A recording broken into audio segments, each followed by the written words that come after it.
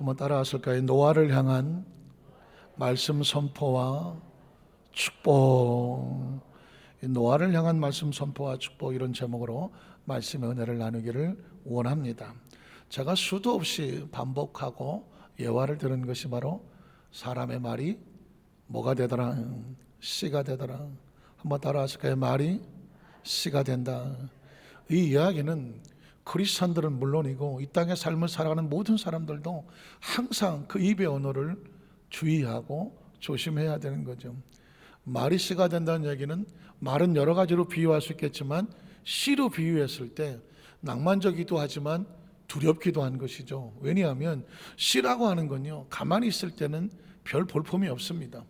이걸 땅에다 심어 놓는 순간에 무슨 일이 일어날지는 아무도 모릅니다.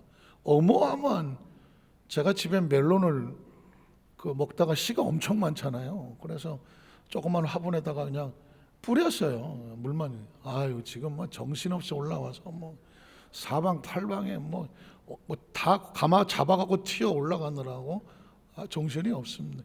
얘네들은요, 물만 주면 정신없어요. 막 올라오더라고요. 사람이 말을 갖다가 그냥 의미 없이 툭 던져놓지만 그 말이 언제 어떻게 자라서 열매를 맺어서 내 입에 들어올지는 아무도 모르는 것입니다.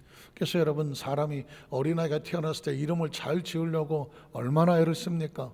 왜 그럴까요? 이름이라고 하는 건 말이거든요. 언어입니다. 그리고 인생의 삶을 살아가면서 가장 많이 불리워지는 것 중에 하나가 이름이죠.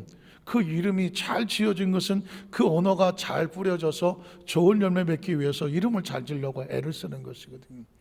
사람이라고 하는 것이 이 말이 씨가 된다는 이 고백이 과연 어디서 왔을까 궁금하지 않습니까? 왜 이런 원리와 원칙이 있어서 우리의 삶의 현장 가운데 우리 의사와 상관없이, 난 원래 그런 의도가 아닌데 내 입에서 나간 말이, 그런 엄청난 말이, 역사가 나타날 줄은 꿈에도 몰라진, 이건 우리가 만든 법칙이 아니거든요. 그 법칙은 어디서 왔을까 찾아보면 세상 어디에도 그런 기록은 없어요. 다만 한 건데, 성경에 보면 하나님이 말씀으로 천지를 창조하시더라. 말씀이라는 단어가 나오고 하나님 위에서 나왔던 그 말씀이, 그의 음성이, 그의 의도와 그의 목적이 선포가 되어지니까 어떻게 됩니까? 그대로 되더라 하는 것이죠. 하나님께서 천지 말씀을 천지로 말씀으로 창조하시고, 그리고 빛이 있으라 말씀했을 뿐입니다. 빛이 있으라 하시니 빛이 그대로 있었고, 말씀하시니 그대로 있었. 그래서 여러분, 하나님의 말씀은 선포되면 그대로 됩니다. 사람의 말도 씨가 되어 열매를 가져오는데 하나님의 말씀이 선포가 됐는데 무의미하게 사라질 일은 없습니다. 성경 이사야 55장 6절로 11절에 보면 하나님께서 이렇게 말씀하셨습니다. 너희는 야훼를 만날 만한 때에 찾으라. 가까이 계실 때에 그를 부르라. 악인은 그의 길을, 불의한 자는 그의 생각을 버리고 야훼께로 돌아오라. 그리하면 그가 긍휼히 여기시리라. 우리 하나님께로 돌아오라. 그가 너그럽게 용서하시리라. 이는 내 생각이 너희 생각과 다르다. 왜 사람이 악을 행하고 불의하고 자기 멋대로 갑니까? 하나님의 생각을 모르기 때문에 그렇습니다. 그리고 보통 사람은 내 생각이 옳다고 생각을 합니다. 그래서 자기 마음, 근데 하나님께서 이렇게 말합니다. 너의 생각이 옳지 않다. 하나님의 생각이 옳다. 그래서 하나님의 생각으로 돌아오라. 이유는 네 생각과 나의 생각은 다르며 내 길은 너희 길과 다름이니라. 그러니까 함부로 하나님의 생각과 하나님의 길을 논하지 말아라. 네가 안 보인다가, 네가 안 들린다고, 네 생각이 틀리다고 그래서 함부로 말하지 말아라. 하나님의 말씀이니라. 그 다음 절에 보면 이는 하늘이 땅보다 높은 것 같이 내 길은 너희 길보다 높다. 내 생각은 너희 생각보다 높음이니라. 이는 비와 눈이, 잘 들어보십시오, 하늘로부터 비와 눈이 내려오는데 그냥 땅을 적시고 흔적 없이 증기로 사라졌더라. 목적이 없지 않다. 비와 눈도 반드시 목적이 있는데 그가 내려와서 그냥 허망하게 뒤돌아가지 아니하고 땅을 적시면 무슨 일이 벌어집니까? 비가 내려서 땅을 적시면 거기서 싹이 틔워져요. 이 땅에 있는 모든 생명의 씨앗은 하늘에 무엇을 바란다? 비가 오기를 기다리죠. 농사 지어본 사람은 씨 뿌리고 나서 뭐가 와야 됩니까? 비가 와야 돼. 농사는 내 마음대로 짓는 게 아니야. 하늘이 비를 내려줘야 돼. 그래서 비를 기다리는 거거든요. 그래서 하나님 말씀합니다. 비와 눈이 하늘로부터 내려와서 그리로 되돌아가지 않고 땅을 적시면 무슨 일이 벌어진다? 소출이 나게 하며 열매가 나게 하며 싹이 나게 하며 파종하는 자에게는 종자를 주며 먹는 자에게 양식을 준다. 비는 목적이 있다. 그와 마찬가지로 내 입에서 나가는 말도 허무하게 허공을 치고 흩어지지 않고 마치 비와 눈과 같다. 이와 같이 헛되이 내게로 되돌아오지 아니하고 내 입에서 나간 말은 반드시 무엇을 이룬다? 나의 기뻐하는 뜻을 이루며 그리고 내가 보낸 일을 그대로 되게 하여 형통하게 하려 합니다. 그래서 하나님의 말씀에 대한 말씀을 듣는 원칙은 말씀은 그대로 된다. 두 번째, 말씀이 그대로 되면 하나님이 기뻐하신다. 콩 심은 데 콩 나야 되고 팥 심은 데 팥 나면 그게 원칙이고 그게 하나님의 의도이기 때문에 그대로 되니라가 기뻐하는 거예요. 만약에 세 번째 원칙, 하나님께서 말씀하신 대로 되지 않으면 어떻게 될까요? 그건 하나님의 아픔이고 눈물이고 상처고 가슴침이네. 콩을 심었는데 콩이 안 나. 팥을 심었는데 팥이 안 나. 어떻게 됐을까요? 죽었어. 생명이 열매를 맺어야 되는데 생명이 열매를 맺지 아니하면 심은 사람의 마음은 아플 수밖에 없다는. 최근에 어떤 목사님이 저에게 두리앙이라고 아십니까? 두리앙? 저 동남아에서 나오는 열대 과일 중에 왕이라 그러는데 처음 냄새를 맡은 사람은 절대로 못 먹죠. 저도 처음 두리안 먹는 거 보고 야, 먹을 게 없어 저걸 먹냐? 제가 처음엔 안 먹었어요. 냄새가 이상해갖고. 그런데 어떤 사람 워낙 맛있게 먹어서 저도 한번 먹어본 다음엔 끊지를 못하네. 어디 가서 두리안 있으면 나도 먹을게. 그러는. 근데 어느 목사님이 요즘은 세월이 좋아서요, 한국에서도 두리안 열매를 배달시켜 먹어. 그게 되더라고요. 그래서 목사님이 저한테 한 3통을 줘서 그거를 먹었는데 아시는 씨가 한 이만해요. 아깝잖아. 저는 씨를 보면 어떡한다? 무조건 일단 심어봐. 나든지 안 나든지. 5개를 가지고 심었어요, 화분에다가. 그랬더니 4개는 소식이 없어, 지금까지. 이분들이 왜 소식이 없을까? 근데 하나가 싹이 나서 튀어 올라왔어요. 그래서 여러분, 두리안 싹이 자라면 어떻게 생겼는가? 지금은 볼품은 없었는데 한 10cm, 제가 사진 하나 보여드릴게요. 이렇게 생겼어요. 얘가 이거 저 밑에는 두리안 그 씨가 단단하거든요. 이게 있고요. 그 씨앗에서 싹이 올라왔어요. 저렇게 보이도 건드리면 단단합니다. CCMG 키우는데 지금 몇 달 걸렸는지 몰라요. 중요한 건 뭐냐? 한 놈이 살아서 저렇게 잎사귀를 누리고 있다가 또 올라가서 또 누리고 저거 언제 자라서 이만한 거 맺어. 그러나 하여튼간에 우리 성도들이 정말 우리가 오래 살다 보면 제가 이따만하게 커져갖고 두리안 만들어 제가 들고 올 날이 있을지도 몰라요. 중요한 거는 내부는 아직 소식이 없다는 거예요. 싹은 생명인데 하나님은 뭘 기뻐하시느냐? 심어놓은 곳이 그대로 돼야 열매를 맺어야 기뻐하시고, 그 싹이 심었는데 그대로 되지 아니하면 하나님의 마음은 한탄과 아픔이다. 성경 속에 하나님의 사람들은 다 하나님의 씨앗들이에요. 저와 여러분도 하나님의 씨앗들이에요. 그래서 하나님께서 원하시는 건 뭐냐? 하나님의 말씀이 지금 선포되잖아요. 말씀의 양식을 먹었으면 말씀 붙잡고 어떻게 되라? 그대로 되라. 그대로 돼야 하나님이 보시기에 좋았더라.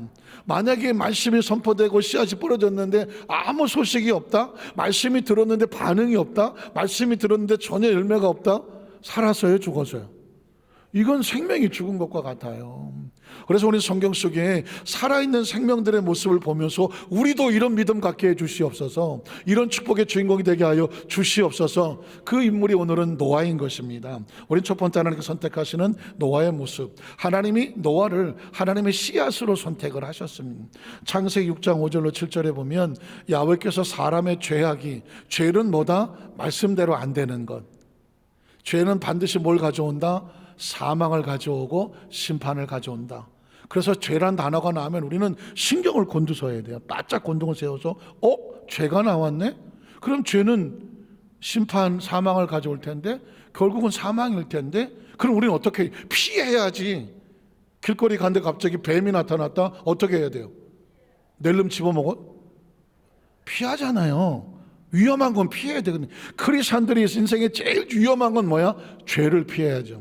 자, 사람의 죄악의 세상이 가득함과 그의 마음으로 시작한 모든 게 항상 악할 뿐임을 보시고, 그럼 하나님 어떻게 보시고 좋았더라예요? 가슴 아팠더라예요? 가슴 아프겠지. 땅 위에 사람 지으셨음을 한탄하사 마음에 근심하시고, 그 다음 이르시되 내가 창조한 사람을 내가 지면에서 참 이 부분이 아까웠거든요. 그 많은 생명을 하나님께서 왜 쓸어버리시나 그랬더니 뭐냐, 생명을 씨앗을 심었는데 싹이 안 나. 죽었어. 죽은 씨앗은 어떻게 해야 돼? 그냥 다 전혀 저절로 버려지는 거예요. 저절로. 그래서 하나님께서 그것을 쓸어버리되 사람으로부터 가축과 기는 것과 공중의 새까지 그리하니 이는 내가 그것들 지었음을 왜? 한탄하는 거야. 하나님이 누굴 보고 한탄하신다? 말씀이 선포됐는데 말씀대로 안 되면. 누굴 보고 기뻐하신다? 말씀이 선포됐는데 그대로 되니라. 자, 그래 그 다음 절에 보면 이런 말씀이 나오죠. 그러나 앞에는 아무런 싹이 없었는데 하나가 싹이 났어. 하나가. 아까 두리양처럼 하나가 싹이 났어. 그 하나가 누구냐? 노아예요. 그러나 노아는 야훼께 은혜를 입었더라. 은혜는 추상적인 단어가 아닙니다. 하나님의 말씀을 들었는데 그 말씀대로 되는 일, 그 말씀이 열매를 맺는 일, 그 말씀의 역사가 나타나는, 이걸 뭐라고 말한다? 은혜라고 말합니다. 노아는 그런 은혜를 입었어. 그 다음 절에 보면 그래서 이것이 노아의 족본이라. 노아는 의인이요 착해서 의인이 아니라 말씀대로 되니까 의인이고, 당대에서 완전한지라 모든 능력을 구비해서 완전한 것이 아니라 말씀대로 되니까 그게 완전한 거고, 그는 하나님과 동행을 했더라. 동행이 뭐예요? 같이 가는 것이죠. 같은 마음으로 같은 곳을 바라보고 같이 가는 것. 여러분 하나님과 동행하십니까? 동행하십니까? 신앙생활의 목적은 하나님과 동행하려고 하는 거거든요. 하나님과 같은 곳을 바라보고 하나님과 같은 생각을 하고 하나님께서 원하시고 기뻐하는 것을 같이 가는 것, 그게 한마디로 말하면 말씀대로 되는 것. 그래 하나님께서 보시기 좋잖아요. 하나님과 동행하였으며 세 아들을 낳았으니 셈과 함과 야벳이라. 또 그 다음 절에 보면 그때의 다른 백성은, 다른 씨앗들은 온통이 하나님 앞에서 부패하여 포악하며 땅에 가득해서 열매가 없어. 생명이 없어. 그래서 그 다음 절에 하나님이 보신즉 땅이 부패하였으니 이는 땅에서 모든 혈육인 자의 행위가 부패함이었더라. 하나님이 보시기 좋지 아니하면 어떻게 하더라? 눈앞에 두실 수가 없어서 치울 수밖에 없는 거죠. 하나님이 노아에게 이르시되 모든 혈육 있는 자의 포악함이 땅에 가득함으로 그 끝날, 치울 날, 그 끝날이 내 앞에 이르렀으니 내가 그들을 그 땅과 함께 멸하리라. 하나님은 질서의 하나님이라 모든 법칙이 하나님이 그대로 돼야 되는데 말씀대로 되지 않으면, 씨앗을 심었는데 자라지 않고 그냥 썩어버리면 쓰레기가 될 수밖에 없는 것, 치울 수밖에 없는 것처럼 이 무질서에서는 생명이 나오지를 않아요. 그 중에 피어난 하나가 노아인 것이죠. 혹시 여러분 우리 여성 동지들은 그런 프로 잘 안 보시죠? TV에 보면 나는 자연인이다, 나 본 적 있다. 보십니까? 여성들도 보십니까? 처음에 나올 때는요, 뭐 저런 데가 다 있지? 뭐 저렇게 사는 사람이 다 있지? 저도 신기해서 몇 달은 봤어요. 야, 어쩌다가 저런 사람들은 산에 들어가서, 깊은 산이야 그것도, 거기서 혼자 저렇게 살까? 물론 나중에 보니까 남자들만 나오지 않아요. 웬 할머니도 나왔더라고. 한 20년 사셨더라고, 산에서. 어떻게 살아? 염소 12마리 키워 사시더라고. 그런데 그 이야기를 쭉 듣다 보니까 나중엔 보고 싶지가 않아. 왜 보고 싶지 않으면 너무 힘들어. 거기 들어온 모든 사람들이 거의 대부분 상처야, 아픔이야, 눈물이야.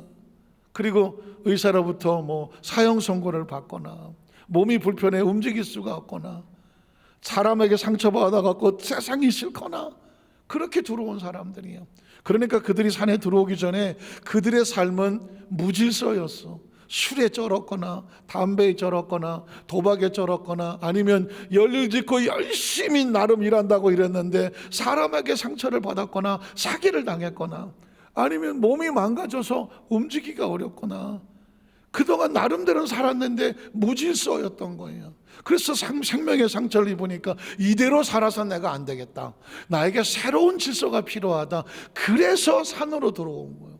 산으로 들어와서 자기가 자기 나름대로의 규칙을 세워서 매일 산에 올라갔다 내려왔다 하고, 그리고 땅에서 나는 것들을 양식을 하고 재배를 해서 좋은 또 양식을 채소를 또는 곡물을 먹고, 그리고 물고기도 잡아다가 먹고, 그러면서 자기 몸을 추스리고 다스리더라고요. 이 이야기는 뭐냐? 우리 몸이라고 하는 것은요, 무질서에 갖다 놓으면 몸은 망가지게 되어 있어. 거기서 살아보려고 자연의 질서 속에 자기를 맡기고 사는 사람들이 산에서 사시는 거더라고 보니까. 여러분, 크리스천은도 마찬가지. 우리는 하나님의 생명의 씨앗이라 세상의 법대로 살아가면 모두 무너지게 되어 있어. 무너지게 되어 있어. 우리가 이 영원히 사는 방법은 뭐냐? 하나님의 말씀의 법칙 속으로 들어와야 돼. 그래서 지금 우리가 이 시간에 말씀을 듣는 거예요. 말씀을 배우는 거예요. 예배하는 거예요. 기도하는 거예요. 찬양하는 거예요. 그래야 누가 살아? 우리 영혼이 살아. 우리 영혼은요, 말씀을 들어야 살고요, 말씀대로 살아야 살아요. 예전에 여러분 기도원에 금식하러 가시고 하셨잖아요.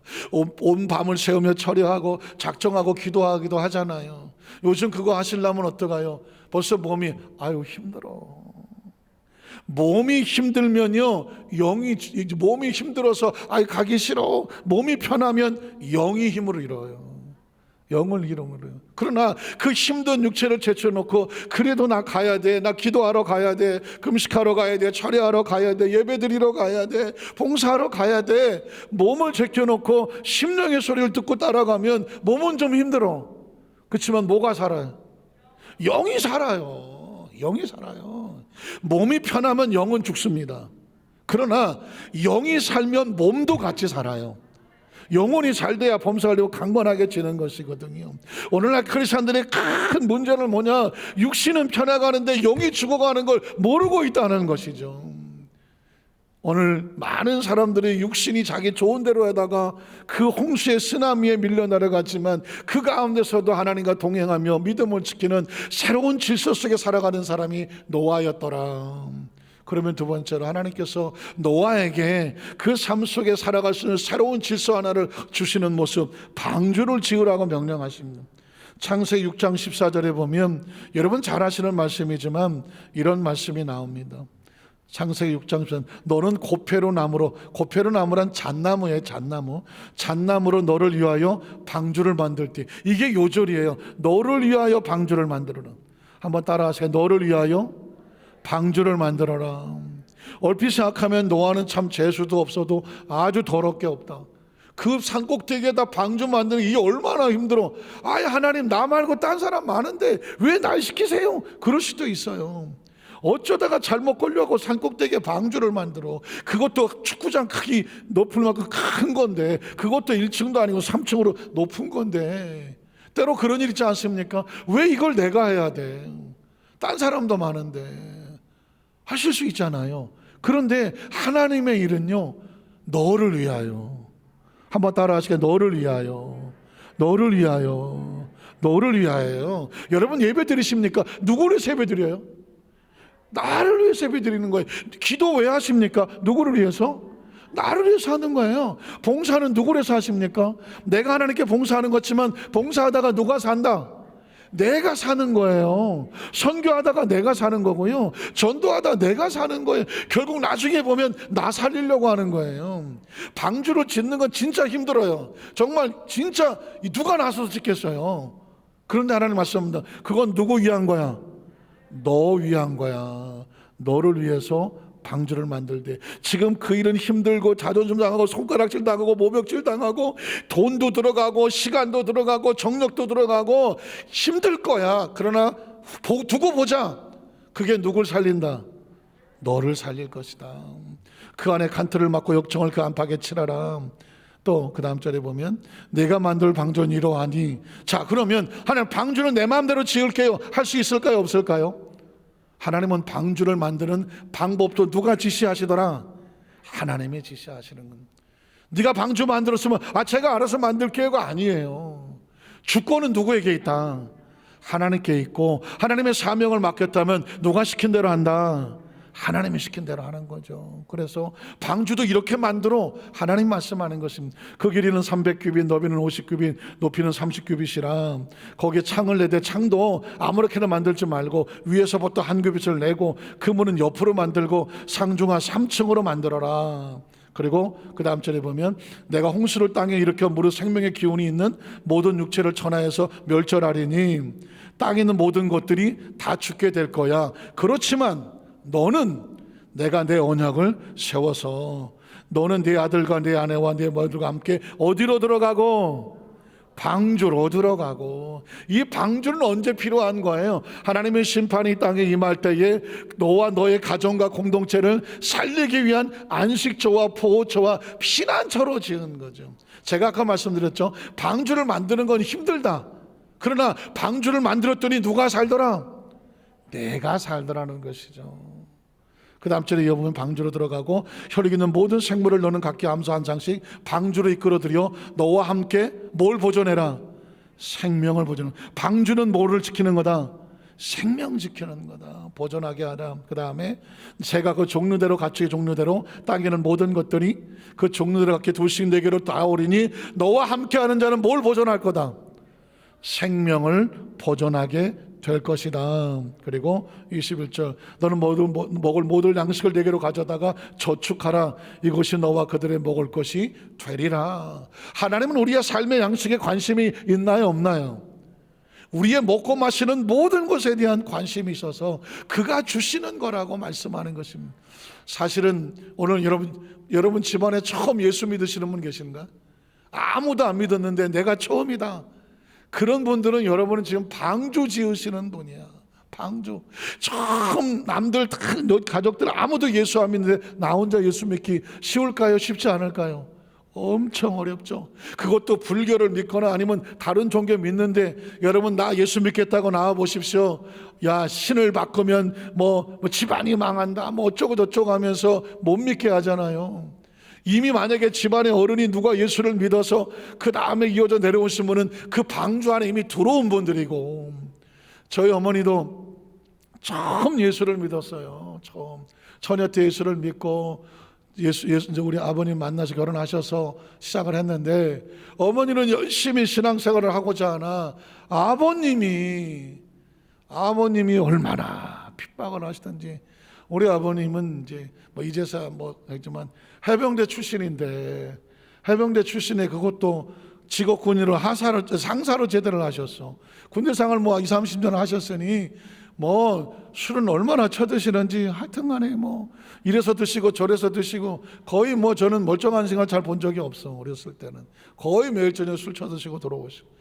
그리고 아버님만 들어오시면 우리는 집안이 초비상이야.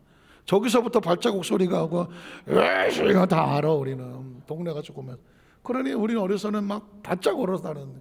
그래 교회 나가고 이런 거 얼마나 핍박을 하셔서 그냥 어머니하고 우리는 또 몰래 숨어서 다니고 갔다 오면 터지고 이랬었어요. 난 어렸을 때 제가 군인인 줄 알았다고. 군복을 입혀 키우고 술 드시고 오시면 그냥 군가 시작한다요. 군가 시켜놓으면 전우의 시체를. 넌 어렸을 때 이미 군가를 다 배웠어. 군복을 입히고 자라고. 난 군인인 줄 알았어. 맨날 엎드려 뻗쳐하고 원산 폭격하고 내가 어린 나이에 왜 군인이야. 그랬는데 어느 날 저희 아버님이 우리 어머니에게 그 애들 데리고 교회 가라고 그러더라고. 다들 이 맨정신이신가? 근데 가라고 그래서 왜 저러시나 그랬더니 한 번은 얘기를 하더랍니다. 아니 밤에 새벽에 천사가 나타나서 저희 아버님 목을 누르더래요. 네가 계속해서 내 아내와 자식들이 교회를 나가는 거를 네가 방해하고 핍박한다면 오늘 내가 데려갈게 너. 그때가 제가 국민학교 때, 그러니까 한창 젊을 때 아닙니까? 너 오늘 내가 데려갈게, 목을 누르더래요. 그러니까 막 거기서 살려달라고 그러면서 다시는 핍박을 안 하겠다고. 그래서 그 고비가 넘어가서 그 이후에는 교회 다닌 걸 핍박을 하지는 않아요. 그러나 맨날 못마땅하게, 그래 어머니가 교회 가자 그러면 절대로 가지를 않고. 그러다가 또 세월이 지나서 제가 쌍문동에 이사가 산 적이 있는데, 이사간 첫날 밤부터 저희 아버님이 가위에 눌려갖고 밤에 잠을 못 자. 그래갖고 막 꿈에 눌리고 막 가슴을 치고 막 괴로워하다가 한날을 보니까 저희 어머니가 주무시는데 팔을 가져다가 가슴에 올려놓더래요. 그래서 잠결에 보니까 막 온몸을 비틀고 식은땀을 흘리고 막 죽어가더래요. 그래서 어머니가 반사적으로 그냥 방언 기도를 하기 시작하고 한 30분을 하고 나니까 아이 살겠다. 그리고 잠을 주무시더래요. 그렇게 몇 날 며칠을 하고 나서부터 이제는 교회 나가는 거, 신앙생활하는 걸 핍박을 하지 않아. 기도하면 낫는다는 사실을 알았어. 그리고 나이 한 50쯤 되셨을 때에 혈압으로 갑자기 쓰러지셨어. 119가 와갖고 신랑할 때 저희 막내 여동생이 있었는데 깜짝 놀라는 것은 119에 실려가기 전에 쓰러져서 막 의식이 없는데 거기서 이러더래요. 하나님 나 좀 살려주십시오. 신앙도 없고 교회 다닌 적도 없는데 아내 부인이 교회 다니고 자식들이 예배하는 걸 그 옆에서 지켜본 건 있는 거야. 위급한 상황이니까 하나님 나 좀 살려달라고 그러더래. 그걸 막내 여동생이 얼마나 놀랐겠어요. 응급실에 실려갔다가 다시 와서 그 다음부터 전혀 다른 역사가 나타나는. 아버님 말씀을 안 하셔. 가끔씩 방에 혼자 들어가서 뭘 틀어놓고 오랫동안 계시는데 안 나와. 우리 신경도 안 써서 뭐 핍박만 하면 다행이지. 그런데 어느 날 제가 화장실을 갔다가 옆에서 파도 큰 소리가 나길래 도대체 뭘 대낮부터 술을 드신 건가 하고 귀를 갖다 댔더니 아이고 예전에 전영대 목사님 주여 이제는 그 찬양을 카세트 테이프에다가 엄청 틀어놓고 기도를 하시는데 보니까 방언 기도가 그냥 막 빠바바바바박 하고 기도를 하고 계시는. 내가 정말 그 자리에 기절할 뻔했다니까요.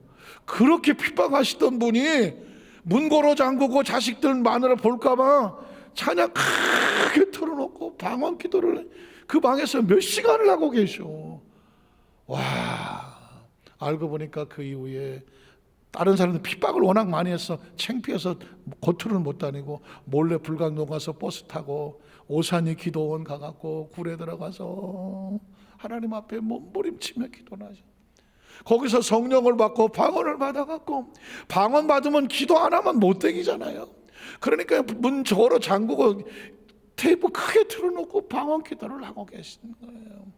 여러분 그 이후에 어머니하고 가정 예배를 드리시고 하루에 3시간을 기도하시고, 그리고 자식이 목사가 됐다고 내 마지막 사명은 자식 위해서 기도하는 거라고 그렇게 마지막까지 기도하시다가 50세에 아마 거의 응급실에 끝날 장이 86세까지 사시고 기도하시다가 천국을 가셨어요.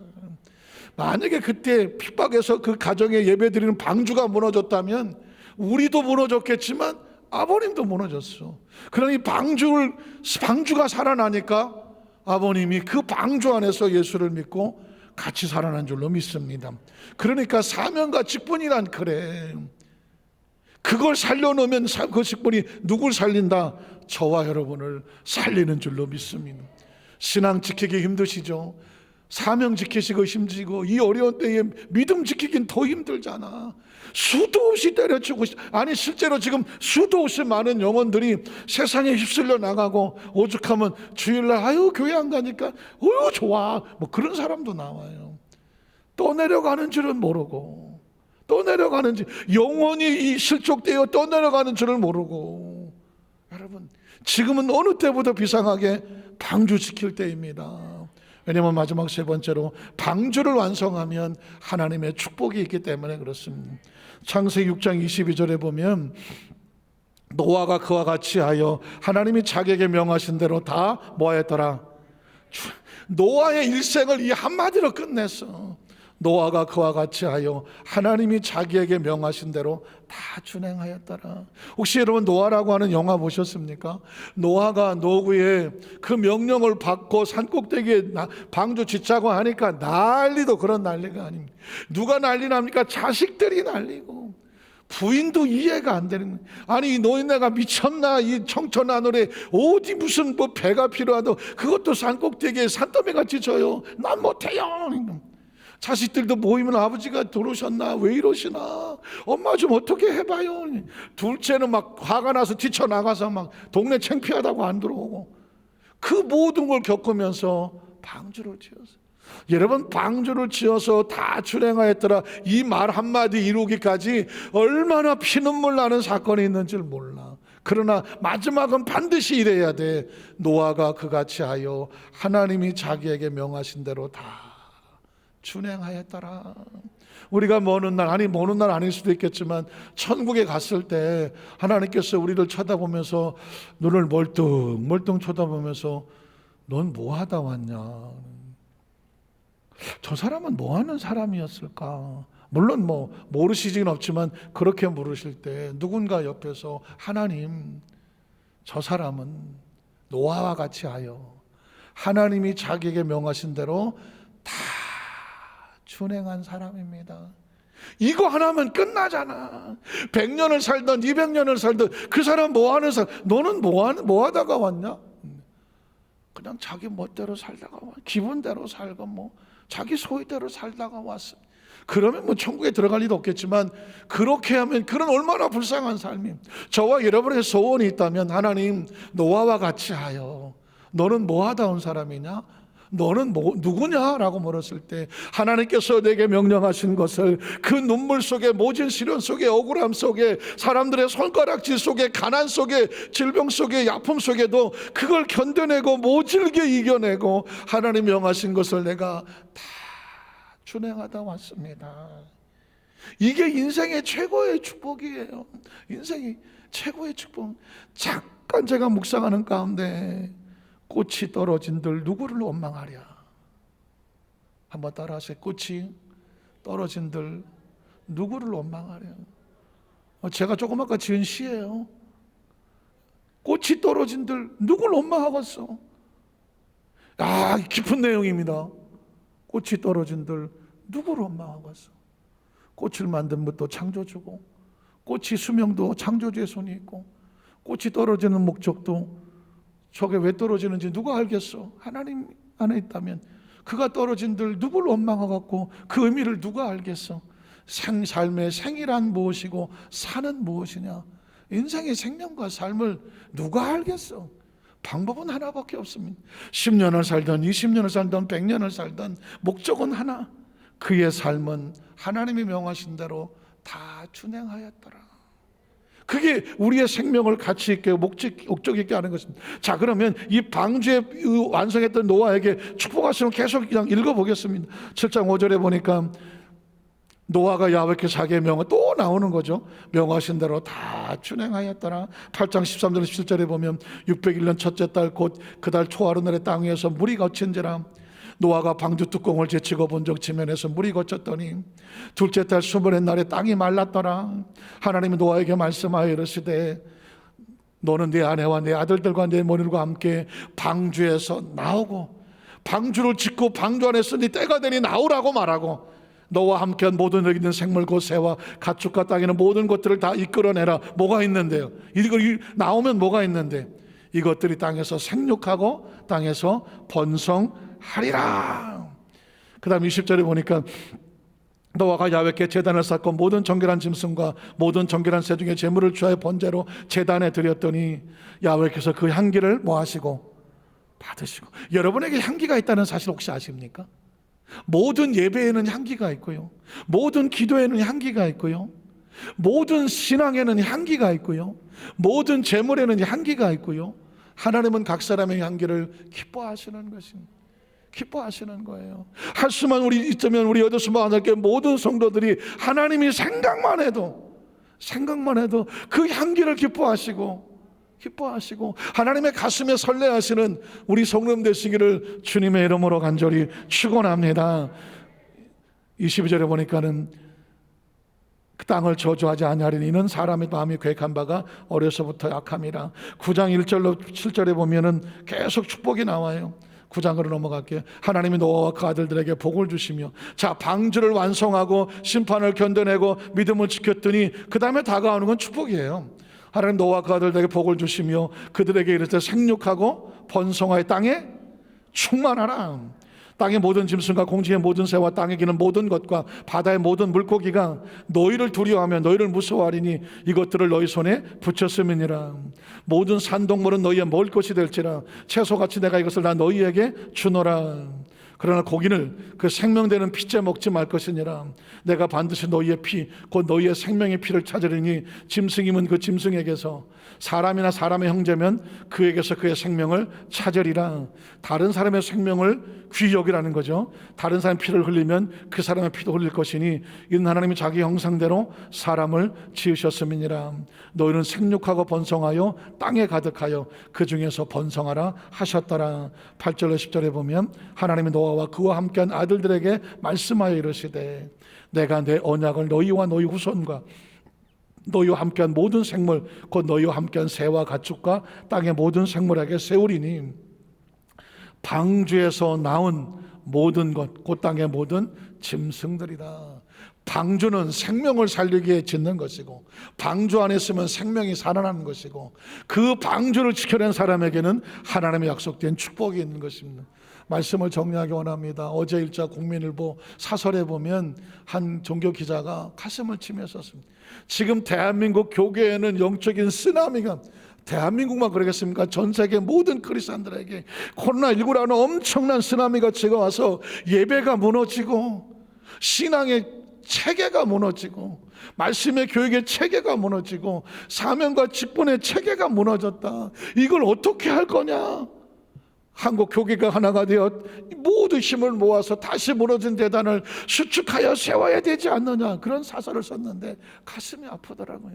사랑하는 성도들은 그렇습니다. 합법적으로 예배가, 탄압이란 말을 쓰지는 않으나 방역으로 해서 합법적으로 우리가 예배가 함께 모일 수 없게 되고 함께 모여서 이전처럼 찬양하며 할 수 없는 이 제한적 예배 속에서 크리스찬이 어떻게 살아남을까? 방법은 하나입니다.